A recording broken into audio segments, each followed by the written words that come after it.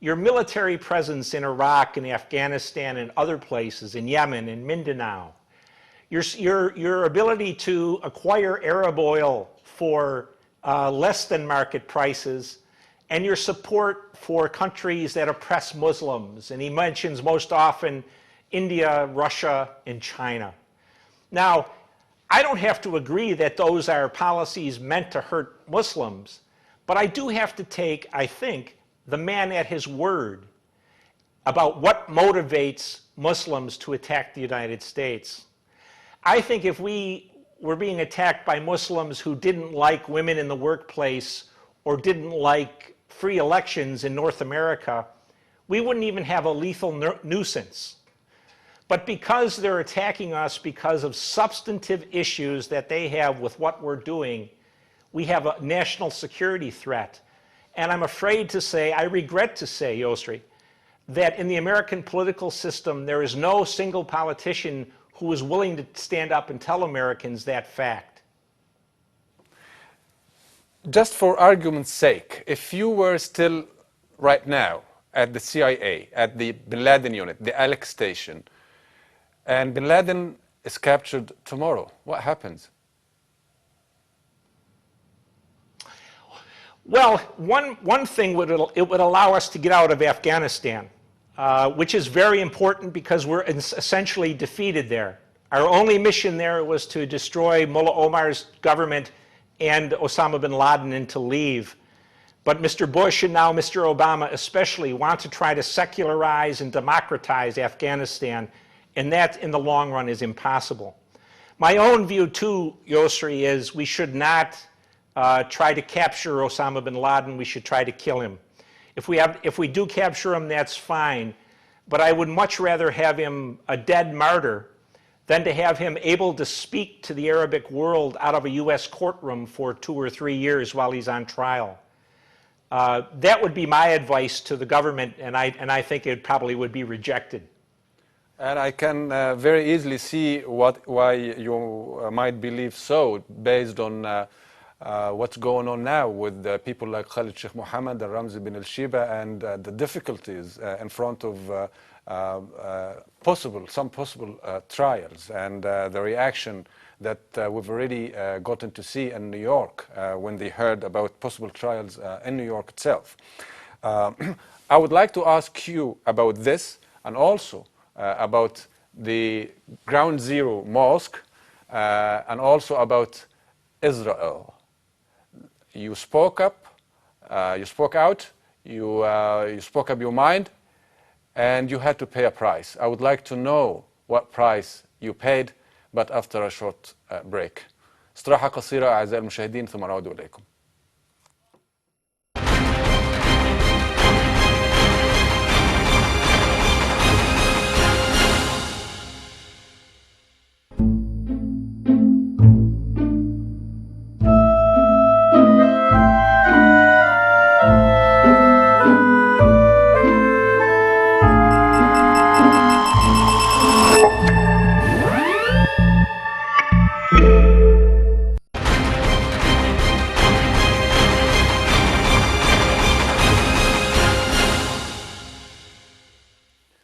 أهلا بكم مرة أخرى إلى هذا اللقاء الخاص لأول مرة على قناة مصرية. يتحدث إلينا مايكل شوير، الرجل الذي كان على رأس ما يسمى وحدة بن لادن، ما كان يسمى حركيا أليك ستيشن، محطة أليك، على اسم ولده هو نفسه.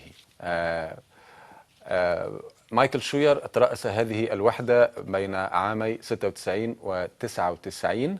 كانت مهمتها تتبع خطى بن لادن، تحليل خطبه، تنظيم أي عملية يمكن أن تؤدي في النهاية إما إلى اختطافه أو إلى قتله، أو بما يفضله مايكل شوير كما استمعنا في الجزء الأول من هذا اللقاء، قتل بن لادن. ثم عاد مايكل شوير مرة أخرى إلى وحدة بن لادن في أعقاب 11 من سبتمبر.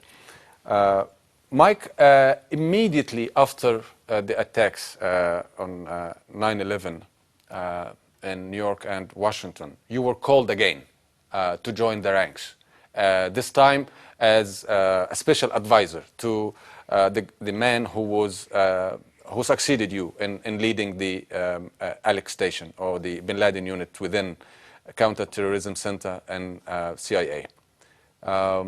What was the first thing that you did then? The first thing I did was to try to bring back a little bit of experience. I was, for better or worse, Yosri, the man with the most experience, the person with the most experience tracking Al-Qaeda and Osama bin Laden and trying to understand what they were up to. There were a lot of young officers working there at the time, and what I was asked to do was more or less to be a resource for them as we prepared to go to war. I mean, everybody remembers the atmosphere then. Everybody remembers the pain that America suddenly, and there was a stunned country. Even France had Le Monde with the headline, "We are all Americans." I know that you find this a little bit funny, but such was the mood, not only in the United States of America, but indeed in the whole of the Western world, and also, to be fair to us in this region, a lot of people sympathized with innocent victims of 9/11. Now you were dealing with a new administration. What was the difference? Because I can imagine, you know, there you were under Clinton, serving as head of the Bin Laden unit, and we've heard you talk about what was happening at the time and your remarks about Mr. Clark and what have you. Now, you are recalled under a new administration. What was your first impression? That they were panicked, Yosri. It was amazing to me as I came back to the unit that we had been declared war against in 1996, and we suddenly had an administration who was surprised that we had been attacked. It was rather disconcerting to me, but the reaction from the White House was one of panic. And because the CIA had the only really effective counterterrorism program going in the United States government, the Bush administration turned to us to kind of pick up the pace of our rendition program, because it was really the only game in town. It was the only thing that was working. And the military was not ready to fight. They had no plans for Afghanistan. And so the agency was very much a pivotal organization right after 9/11. Let's just give the audience a little bit of an idea about the so-called extraordinary rendition program. Some people refer to you as the father of the program, and it's rather a notorious program. It is, sir, but I was ordered or directed in the summer of 1995 to begin to try to dismantle Al-Qaeda by helping to capture its prominent fighters in countries that would arrest them and return them to the countries where they were wanted for a crime. I ran that program from the middle of 1995 until the middle of 1999. And during that time period, President Clinton didn't want to deal with the people who were captured. And so we took them to other countries, mostly to Arab countries. After 9/11, for some reason, Mr. Bush decided it would be better if we held those people ourselves. And the rest is history. We have Guantanamo, we have other places now. But that's, in a nutshell, that's the history of it. It was never meant to design. It was never designed to be able to defeat the enemy. It was a sideshow.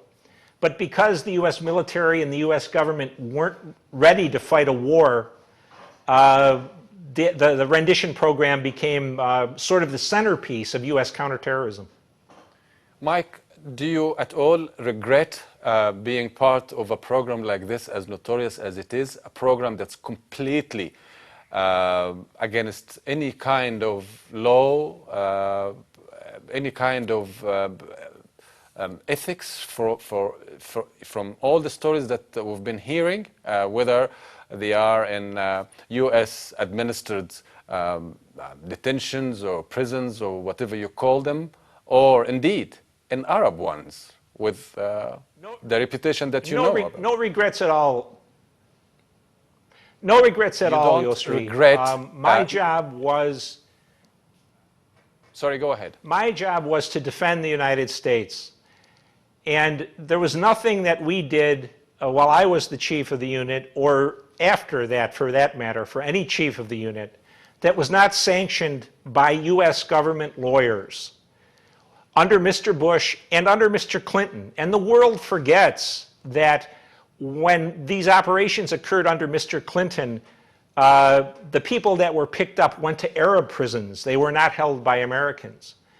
But because there was no other program at that time trying to defend the United States, I did my job as best I could against an enemy that was a very dangerous and still a very dangerous enemy.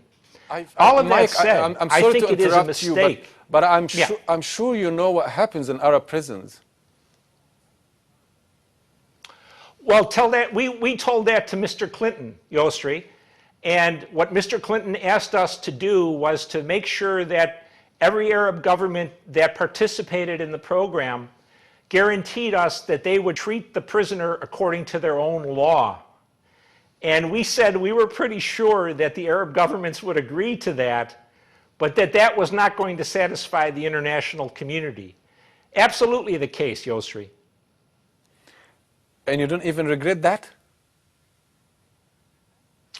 The option for me was, if we didn't pick those people up, would they attack the United States and kill Americans? And ultimately, that is my job, was my moral responsibility, was to protect, at the most selfish level, my 5 grandchildren. And if the United States government wasn't going to do it through any other option, it fell to me, I believed, at least from my oath of office, to do the best I could do. Let me say, though, what I think is that from the very beginning, the Mujahideen, the Al-Qaeda members, should be treated as prisoners of war. They should be put in stockades like the Germans and the Japanese during World War II. Let the Red Cross come and give them letters and food packages, and just forget about it. Guantanamo and rendition is a self-inflicted wound. But I have to say, Yosri, that rendition was a very effective program when the United States had no other program to defend itself against Al-Qaeda. And the final thing I'll say on the whole business is that the world has shown itself to be extraordinarily hypocritical, because the same governments who are attacking the United States for the program were, I can tell you from firsthand experience, delighted